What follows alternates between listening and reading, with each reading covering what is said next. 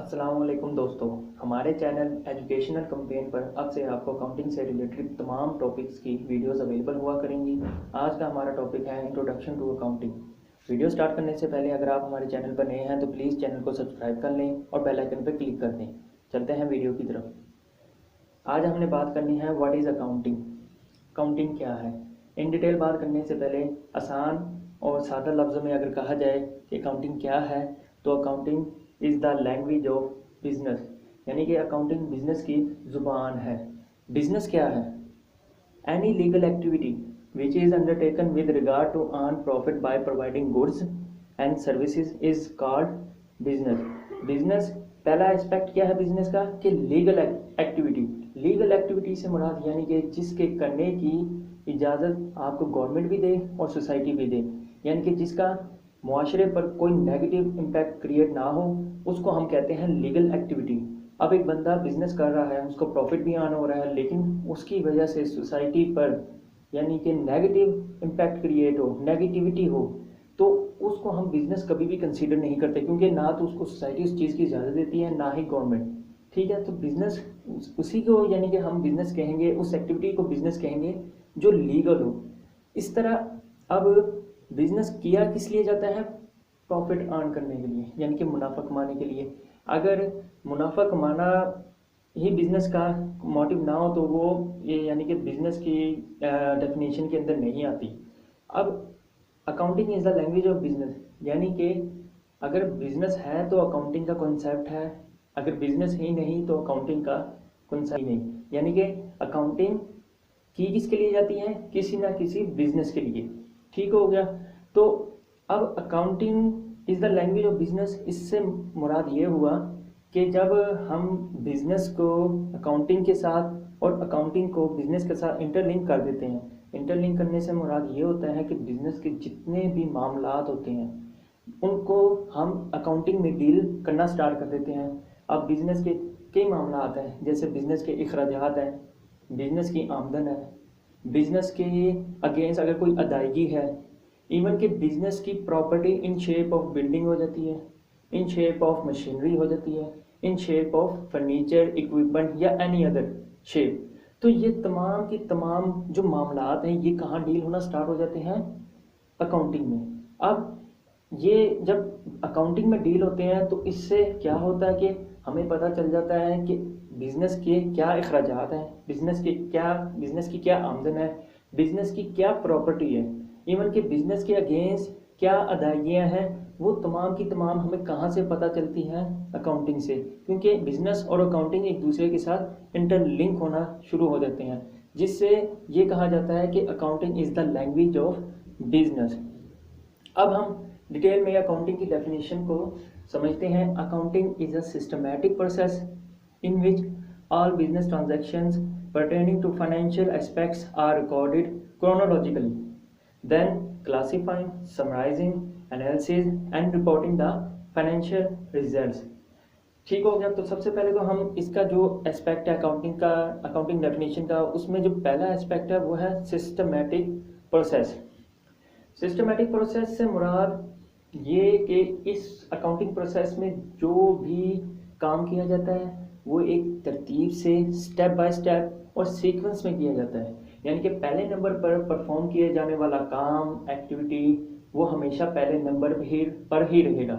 उसको हम उठाकर तीसरे या चौथे नंबर पर कभी भी लेकर नहीं जा सकते, ना लेकर जाएंगे। अगर हम इसको रैंडमली करते हैं, सिस्टमैटिकली को छोड़कर रैंडमली करते हैं, तो जो अकाउंटिंग का प्रोसेस परफॉर्म करने से हमें रिक्वायर्ड होते हैं रिजल्ट्स, वो कभी भी हासिल नहीं होंगे। इस वजह से इसको सिस्टमैटिक प्रोसेस कहा गया है। यानी कि जो भी अकाउंटिंग प्रोसेस में काम किया जाएगा वो स्टेप बाय स्टेप किया जाएगा, सीक्वेंस के साथ किया जाएगा, रैंडमली बिल्कुल भी परफॉर्म नहीं किया जाता, वरना हमें कोई भी रिक्वायर्ड रिजल्ट हासिल नहीं होते। उसके बाद दूसरी चीज़ इसमें थी business transactions pertaining to financial aspects. यानी कि अकाउंटिंग हमेशा उन ट्रांजैक्शंस को डील करता है जिनके अंदर मॉनेटरी एस्पेक्ट हो, फाइनेंशियली एस्पेक्ट हो, यानी कि पैसे के मामलात हों, तभी ही हम उसे अकाउंटिंग में इन्वॉल्व करते हैं। यानी कि जब तक पैसा इन्वॉल्व नहीं होगा किसी भी ट्रांजैक्शन के अंदर, तो हम उसको यानी कि मॉनिटरी एस्पेक्ट नहीं होगा ट्रांजैक्शन के अंदर, उसको हम अकाउंटिंग में डील नहीं करते। अगर मॉनिटरी एस्पेक्ट है किसी भी तरह का, चाहे थोड़ा है चाहे कम है, लेकिन मॉनिटरी एस्पेक्ट है ट्रांजैक्शन के अंदर, उसको हम अकाउंटिंग के अंदर डील करते हैं। ठीक हो गया। एक छोटी सी बात ये कि ज़रूरी नहीं कि मॉनिटरी एस्पेक्ट आपको बज़रिया पैसे की सूरत में नज़र आए, मुख्तलिफ पहलू भी हो सकते हैं। जिस तरह के अगर फॉर एग्ज़ाम्पल ट्रांजैक्शन ज़रूरी नहीं कि पैसे की सूरत में ही हो, ट्रांजैक्शन इस तरह भी हो सकती है कि आपकी प्रॉपर्टी थी मशीनरी, उसमें से मशीनरी यानी कि 5 मशीनें थी आपके पास, उन पाँचों की यानी कि 5 में से एक ख़राब होगी। अब एक मशीन की कीमत थी 20,000, टोटल जो आपके बिजनेस में मशीनें थी वो 1 लाख की थी 20,000 के हिसाब से, एक मशीन और 5 मशीनों की कीमत 1 लाख रुपये। अब एक मशीन टोटली यानी कि ख़राब होगी, अब नाकारा हो चुकी है, तो उसकी कीमत कितनी थी 20,000। अब उसका मतलब ये हुआ कि बिजनेस को एक लिहाज से नुकसान उठाना पड़ा। ट्रांजैक्शन ये भी है, इसको भी हम रिकॉर्ड कर लेंगे अकाउंटिंग में। ठीक हो गया। बेशक इसके अंदर पैसे ना तो आए, ना ही पैसा कहीं से नज़र आ रहा है, यानी कि नज़र तो नहीं आ रहा, लेकिन पैसे तो कम हो गए ना। पहले बिजनेस के पास 1 लाख की मशीनें थी, अब बिजनेस के पास 80,000 की रह गई हैं, यानी कि 20,000 की मशीन ख़राब होगी और वो अब 20,000 बिजनेस के अंदर नहीं रहे, निकल गए। लिहाजा अब पैसा तो निकल गया किसी ना किसी तरह से, किसी ना किसी सूरत में, तो ये भी एक किस्म की ट्रांजैक्शन ही है। तो आगे बात हो रही थी यानी कि आगे जो बात है ना कि रिकॉर्डेड, क्लासीफाइंग, समराइजिंग, एनालिसिस, ये है अकाउंटिंग प्रोसेस के फेसेस। अब हम इनको डिटेल में समझेंगे। फेसेस ऑफ अकाउंटिंग में पहला फेस है हमारे पास रिकॉर्डिंग का। रिकॉर्डिंग क्या है? In return save all the business transactions according to date wise chronologically. Date wise से मुराद है chronologically. Whenever transaction occur, यानी कि जब भी ट्रांजैक्शन बिजनेस में परफॉर्म हुई, उसको उसी डेट के हिसाब से रिटर्न यानी कि पेपर शेप में आपने सेव कर लेना है, जिसके लिए हम अमूमन जर्नल का इस्तेमाल करते हैं, जो यानी कि ओरिजिनल बुक ऑफ एंट्री भी है।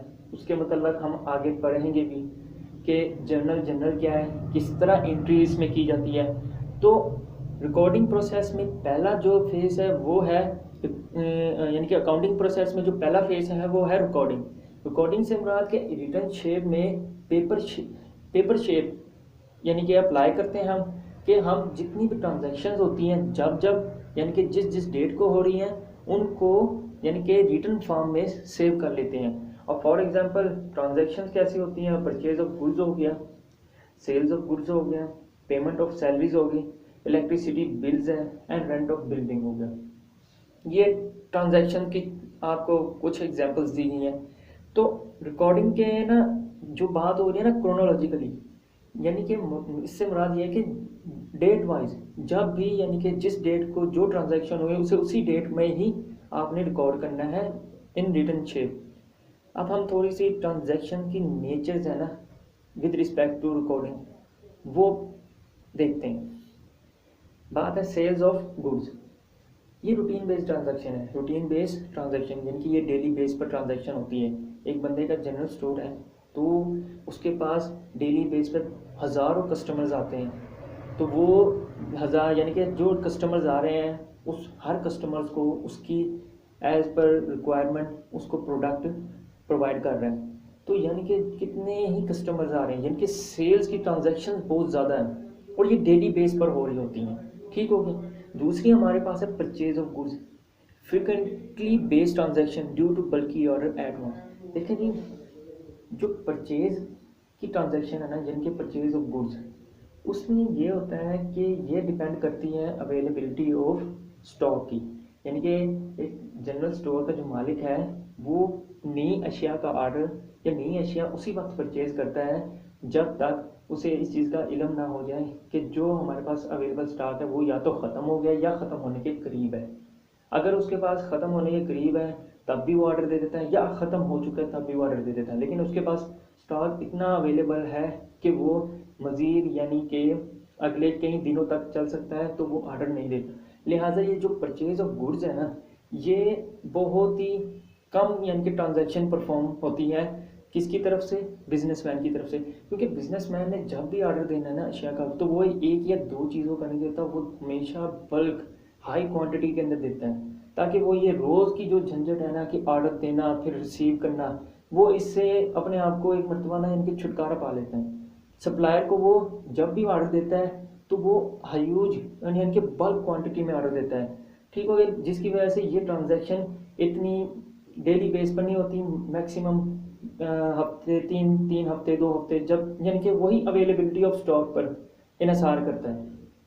उसके बाद जो अगली ट्रांजैक्शन की नेचर है, उनमें पेमेंट ऑफ सैलरीज है, इलेक्ट्रिसिटी बिल है, रेंट ऑफ बिल्डिंग है। ये हमेशा मंथली बेस पर होती है, यानी कि महीने के एंड पर होगी। तो इनकी ये नेचर है कि ये ट्रांजैक्शन अमूमन महीने के एंड पर हो जाती है। नेक्स्ट हमारे पास आ जाता है क्लासीफाइंग। क्लासीफाइंग हमारा सेकंड फेज है अकाउंटिंग प्रोसेस का। अब हम देखते हैं कि क्लासीफाइंग में क्या किया जाता है।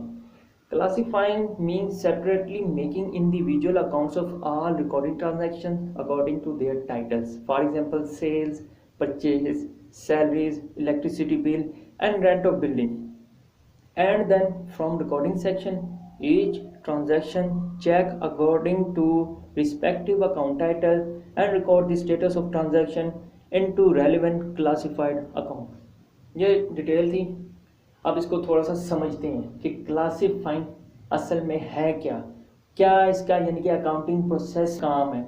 तो सबसे पहले तो हमारे पास ये जो हमने हाईलाइट किया ना, इसको समझते हैं। इसमें हमारे पास ये होता है कि classifying mean separately making individual account of all recorded transactions according to their titles.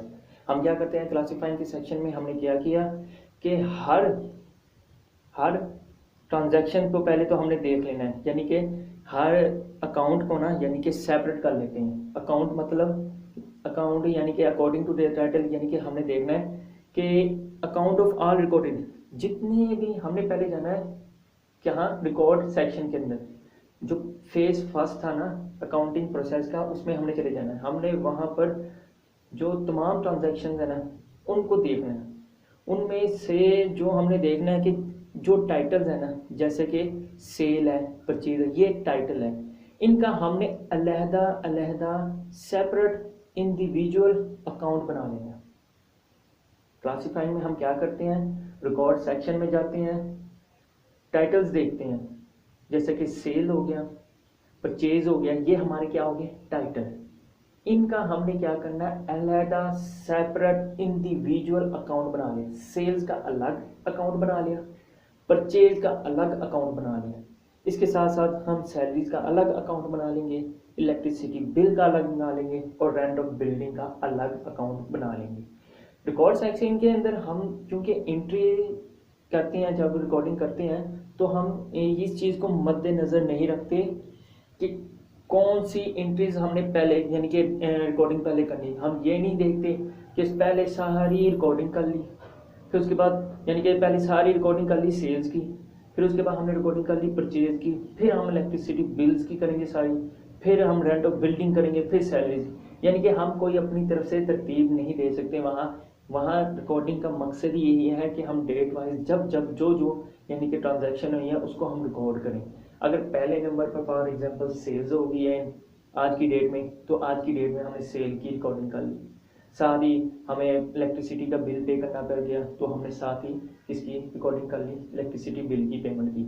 उसके अगले ही लम्हे सामने फिर दोबारा सेल की इनकी रिकॉर्डिंग कर ली, उसके अगले लम्हे फिर हमने सेल की रिकॉर्डिंग कर ली, फिर परचेज की रिकॉर्डिंग होगी। अगले यानी कि अगली डेट में हमारे पास सैलरी की रिकॉर्डिंग आ गई, उससे अगले डेट में हमारे पास यानी कि रेंट ऑफ बिल्डिंग की आ गई, फिर हमारे पास सेल की आ गई रिकॉर्डिंग, अगली डेट में फिर सेल की रिकॉर्डिंग आ गई। यानी कि इस चीज़ में हम बिल्कुल भी इस चीज़ को मद्देनज़र नहीं रख रहे कि हम क्यों ना पहले तमाम सेल की रिकॉर्डिंग कर लें फिर परचेज की रिकॉर्डिंग कर, नहीं, जो डेट वाइज जो ट्रांजैक्शन परफॉर्म हुई हमने उसकी रिकॉर्डिंग कर ली। लेकिन क्लासीफाइंग के अंदर हमने क्या किया, हमने तमाम टाइटल्स को अलहदा अलहदा अकाउंट दे दिया, सेल को अलग अकाउंट दे दिया, परचेज को अलहदा अकाउंट दे दिया, उसके बाद इलेक्ट्रिसिटी बिल को अलहदा अकाउंट दे दिया, ये सेपरेट कर लिया हमने इन्हें, यानी कि इनकी दर्जाबंदी कर ली, अलहदा अलहदा कर दिया। फिर हम उसके बाद क्या करते हैं, then from recording section each transaction check according to respective account title and record the status of transaction into relevant classified account. हम क्या करते हैं उसके बाद, जब हमने इनके अलहदा अलहदा अकाउंट बना लिए, हमने क्या करना है कि रिकॉर्डिंग सेक्शन में से देखना है according to their respective account title. हमने देखा कि हम क्या करते हैं कि हमने सेल का जो टाइटल था ना उसका अलहदा अकाउंट बना लिया। अब हम रिकॉर्डिंग सेक्शन में जाएंगे, वहाँ से शुरू से लेकर लास्ट तक देखेंगे कि कहाँ कहाँ सेल की रिकॉर्डिंग की है। अब वहाँ से हम रिकॉर्डिंग सेक्शन में सेल्स की तमाम रिकॉर्डिंग्स को डेट वाइज उठाएंगे और जो हमने अकाउंट अलहदा सेपरेट बनाया है सेल का, उसके अंदर हम उसको रिकॉर्ड करना शुरू कर देंगे जो स्टेटस होगा सेल का। इसी तरह हम रिकॉर्डिंग सेक्शन में फिर परचेज का तमाम यानी कि ट्रांजैक्शंस को देखेंगे जो हमने रिकॉर्ड किए हैं, उनको वहाँ से उठाएंगे और कहाँ ले जाएंगे, परचेज के अलहदा अकाउंट में जो हमने क्लासिफाइड अकाउंट बनाया है। इसी तरह इलेक्ट्रिसिटी के तमाम ट्रांजैक्शन को जो हम रिकॉर्डिंग सेक्शन में हमने किए हैं उनको देखेंगे, जहाँ जहाँ डेट वाइज जो जब जब यानी कि इलेक्ट्रिसिटी की बिल की पेमेंट की ट्रांजैक्शन हुई है जो हमने रिकॉर्ड किया उसको वहाँ से उठाएंगे और उठाकर कहाँ ले जाएंगे, अलहदा सेपरेट बने हुए classified account of electricity bill. अब ये जो हमने क्लासिफाइड अकाउंट बनाए हैं ना, सेल का अलग बना दिया, परचेज का अलग बना दिया, सैलरीज का अलग, इलेक्ट्रिसिटी बिल का अलग, रेंट का अलग। इन अकाउंट में आप देखेंगे सेल के अंदर सिर्फ सेल्स के मुतल्लिका ही हमने रिकॉर्डिंग की होगी, परचेज के अंदर सिर्फ परचेज से मुतल्लिका ही रिकॉर्डिंग की होगी, इलेक्ट्रिसिटी बिल के अकाउंट में सिर्फ इलेक्ट्रिसिटी बिल के अकाउंट से मुतल्लिका ही रिकॉर्डिंग की होगी, और सैलरी के अकाउंट के अंदर सैलरी से मुतल्लिका ही अकाउंट यानी कि रिकॉर्डिंग की होगी। ना ही सेल के अंदर हम परचेज को लेकर जाएंगे, ना ही परचेज के अंदर हम सेल्स को लेकर जाएंगे। इसी तरह सैलरी के अंदर हम इलेक्ट्रिसिटी बिल को नहीं लेकर जाएंगे, और रेंट के अंदर भी हम इलेक्ट्रिसिटी बिल को भी नहीं लेकर जाएंगे। उनके जो अलहदा अलहदा अकाउंट बनाने का मकसद यही है कि उनके अंदर सिर्फ और सिर्फ उन यानी कि उनके मुतल्लिका जो ट्रांजैक्शन हुई है ना, उन टाइटल्स ऑफ अकाउंट से मुतल्लिका ट्रांजैक्शन हुई है जो हमने रिकॉर्ड की है रिकॉर्डिंग सेक्शन में, उनको वहाँ से उठाकर यहाँ लेकर आना, बस ये क्लासिफाइंग का काम है। उसके बाद हम बात करते हैं समराइजिंग की। समराइजिंग यानी कि समरी खलासा तैयार करना, कि बात को इतना लंबी चौड़ी बात तो है ना उसको बिल्कुल ही छोटा शॉर्ट फॉर्म में करके सबके सामने रख देना कि ये असल में हकीकत है। इसके लिए हम क्या करते हैं कि in summarising phase the net value of all classified accounts of specific period i.e. monthly, quarterly or annually are calculated and represented in a separate statement along with account title name। यानी कि summarising जैसे कि बात की है खुलासा पेश करना किसी चीज़ का। अब हमने जो अकाउंट अलहदा अलहदा बनाए क्लासिफाइंग सेक्शन के अंदर फेज के अंदर, हम उनकी क्या कर लेंगे, अब समरी तैयार कर लेंगे। समरी कैसे तैयार करेंगे कि जो हमने तमाम यानी कि ट्रांजैक्शंस हुई उनको रिकॉर्ड किया रिकॉर्डिंग सेक्शन में, फिर उनका अलहदा अलहदा as per title classified account तैयार कर लिया, और उनके अंदर तमाम उनके मुतल्लिका जो भी यानी कि रिकॉर्डिंग हुई थी रिकॉर्डिंग सेक्शन में उनको वहाँ पर हमने पुट अप कर लिया। अब हमने क्या करना है कि जो उनकी नेट वैल्यू होगी ना वो निकालनी है। अब देखें यानी कि ये होगी या तो मंथली बेस की या क्वार्टरली या एनुअली। फॉर एग्जांपल हम मंथली बेस की देखते हैं। अब हमने सेल का जो अलहदा इंडिविजुअल क्लासिफाइड अकाउंट बनाया था उसके अंदर फर्स्ट डेट से लेकर या 31 तक जितनी भी सेल्स की होंगी ना यानी कि ट्रांजैक्शन, वो हमने रिकॉर्डिंग सेक्शन में भी की, फिर वहाँ से उठा के हमने क्लासिफाइड अकाउंट के अंदर यानी कि उनको भी वहाँ रिकॉर्ड कर लिया। अब जो क्लासिफाइड अकाउंट के अंदर यानी कि जो अलग इंडिविजुअल सेपरेट अकाउंट बनाया था सेल का, उनके अंदर जितनी भी हमने यानी कि ट्रांजैक्शन की रिकॉर्डिंग की होगी ना, उन सब का जब हम नेट टोटल कर लेंगे ना तो ये हमारे पास क्या आ जाएगा कि सेल इस महीने के अंदर टोटल इतनी अमाउंट की हुई, यानी कि जो हमने इस महीने के अंदर सेल्स की है ना उसकी नेट वैल्यू हमें कहाँ से मिल जाएगी, classified title of account cell. उसको जब हम टोटल उसके निकालेंगे ना कि 1 तारीख से लेकर 31 तारीख तक इतनी सेल्स हुई हैं, जो वो कहाँ से होंगी, क्योंकि हम उसकी अलहदा अलहदा जो डेट वाइज एंट्रीज होंगी ना जिनके ट्रांजैक्शन उनको जब दर्ज किया गया होगा ना क्लासिफाइड अकाउंट के अंदर डेट वाइज जितनी भी यानी कि ट्रांजैक्शन हुई उनकी कुछ वैल्यू भी हमने सामने लिखी होगी कि फर्स्ट यानी कि यकम तारीख को फॉर एग्जांपल सेल हुई है 1 लाख की, फिर 2 तारीख को हुई है 50,000 की, फिर 5 तारीख को, फिर 6 तारीख को, फिर 7 तारीख को, इस तरह करते करते 31 तारीख तक जितनी भी यानी कि सेल्स हुई उन सबको हमने कहाँ अलहदा अकाउंट बना लिया सेल का, उसके अंदर हम सबको इकट्ठा कर लिया।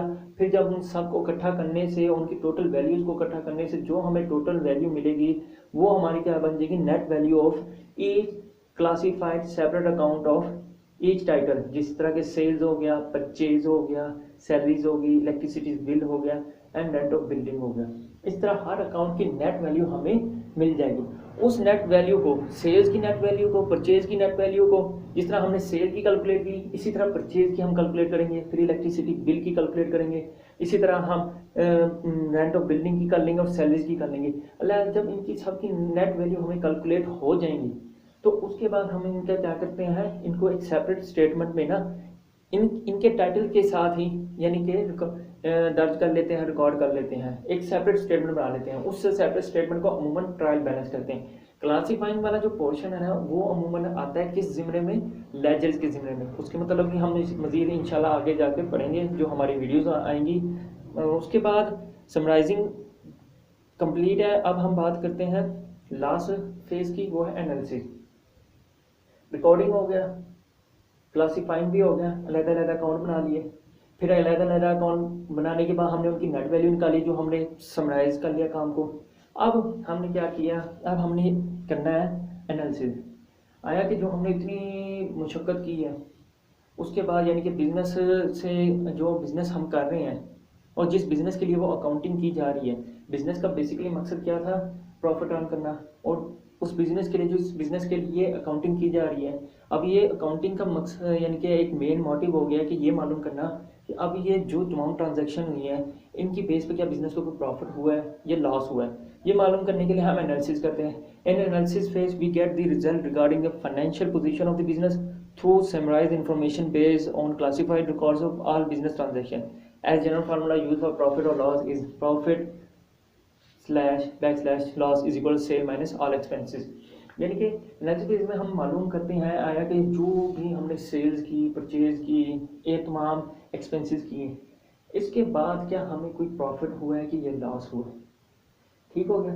अब ये मालूम करने के लिए आमतौर पर जनरल तो हमारे सामने फार्मूला ये है कि जो हम सेल्स करते हैं उनमें से तमाम माइनस कर दें अपने एक्सपेंसेस, जैसे कि परचेज आ गए, ठीक हो गया, और भी जितने भी एक्सपेंसेस, सैलरीज हैं, बिल्स हैं, रेंट है, तो ये माइनस करने के बाद अगर तो हमें कुछ यानी कि बच रहा है तो वो हमारा प्रॉफिट है। अगर हमें नहीं कुछ बच रहा यानी कि हमारे एक्सपेंसेस ज़्यादा है, सेल्स कम है, तो इसका ऑटोमेटिकली मतलब ये होगा कि हमें लॉस है।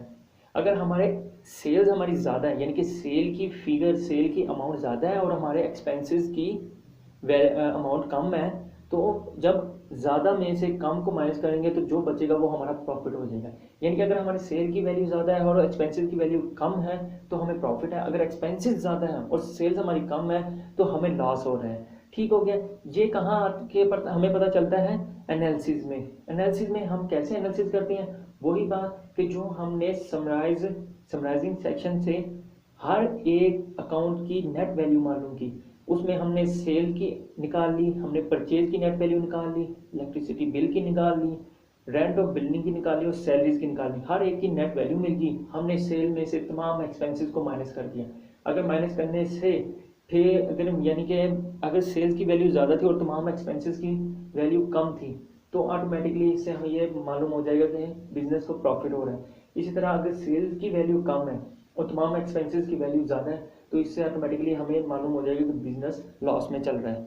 यानी कि similarly through net value of sales which get from summarising section and then minus net value of all expenses, purchase of goods, payment of electricity bills, salary and rent of building, which also get from summarizing section, then the true financial position of the business reported। यानी कि इस तरह हमें business की financial position का पता चल जाता है कि अगर सेल की वैल्यू ज़्यादा है, एक्सपेंसेस कम है वैल्यू में, तो हमें प्रॉफिट हो रहा है। अगर एक्सपेंसेस की वैल्यू ज़्यादा है और सेल्स की वैल्यू कम है तो हमें लॉस हो रहा है। इससे हमें पता चल जाएगा कि बिजनेस की फाइनेंशियल वर्थ क्या है, बिजनेस किस तरफ जा रहा है, क्या बिजनेस की हमें प्रॉफिट दे रहा है या नहीं यानी कि दे रहा है। तो ये एनालिसिस फेज में हम इसी चीज़ को कंसिडर करते हैं ना, कि हमें मालूम हो जाए कि बिजनेस प्रॉफिट दे रहा है या नहीं दे रहा है। तो ये थी यानी कि अकाउंटिंग। अकाउंटिंग इन नटशेल हम बात करते हैं कि ये क्या है। इज अकाउंटिंग या सिस्टमेटिक प्रोसेस, यानी कि सिस्टमेटिक प्रोसेस है, सीक्वेंस को फॉलो करता है, स्टेप बाय स्टेप चीज़ों को लेकर चला जाता है अकाउंटिंग में। और कौन सी चीज़ों को लेकर चला जाता है, फाइनेंशियल ट्रांजैक्शन, यानी कि जिनके अंदर मॉनेटरी एस्पेक्ट्स हो। ठीक हो गया। और किस तरह किया जाता है इस प्रोसेस को अडॉप्ट, कि पहले हम रिकॉर्डिंग करते हैं। ठीक हो गया, डेट वाइज तमाम ट्रांजैक्शंस को रिकॉर्ड किया जाता है। फिर उसके बाद उनको क्लासिफाइंग किया जाता है, यानी कि अलग अलग हर ट्रांजैक्शन का अकॉर्डिंग टू देयर टाइटल, यानी कि मेन टाइटल है उसके अलग अलग अकाउंट बना लिए जाते हैं। फिर उसके बाद हम क्या करते हैं, समराइजिंग करते हैं कि हर अलग अलग बनाए गए अकॉर्डिंग टू टाइटल अकाउंट उनकी नेट वैल्यू मालूम की जाती है। फिर हम उस वैल्यू की बेस पर यानी कि एनालिसिस करते हैं कि अगर बिजनेस को प्रॉफिट हुआ है या लॉस हुआ है। तो आज हमने इन डिटेल चूंकि मालूम इन यानी कॉम्प्रिहेंसिव डेफिनेशन ऑफ अकाउंटिंग को देखा भी है, समझा भी है। तो हमारा आज का ये टॉपिक है, उम्मीद करते हैं आपको पसंद आया होगा, अच्छा लगा होगा और आप समझ भी गए होंगे। नेक्स्ट वीडियो में हम मजीद यानी कि अकाउंटिंग के मतलब बात करेंगे और इंट्रोडक्शन अकाउंटिंग का टॉपिक हमारा अभी जारी रहेगा। तो आज के लिए शुक्रिया, अल्लाह हाफिज़।